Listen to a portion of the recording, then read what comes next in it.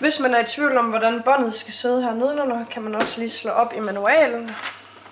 Og så kan man simpelthen se på det her billede, hvordan den skal placeres. Og så er vi klar til at åbne programmet.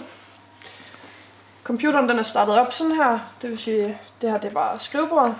Og herover der ligger der så et ikon, der hedder Anton Berg, som vi trykker på, og så kommer det her op, som er sådan standard. Så kan man, hvis man vil, putte et andet hjertelogo ind her, for eksempel. Og man kan ændre teksten.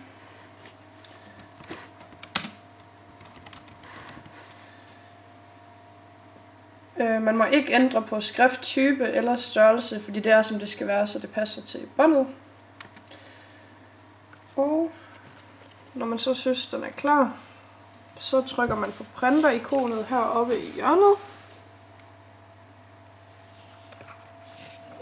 Og der kommer sådan en lille boks frem her, hvor der står 1. Det vil sige, at den kun printer en lille bitte snor. Så hvis det skal være en, der passer til gaveæskerne, så trykker vi 12. Og så trykker man OK. Så printer den simpelthen bare.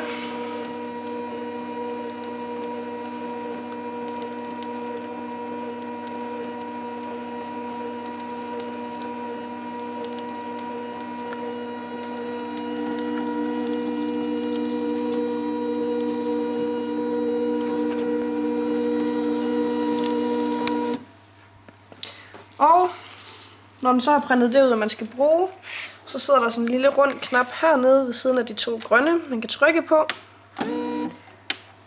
Det gør man så lige sådan 2-3 gange. Og så kan man klippe den over her.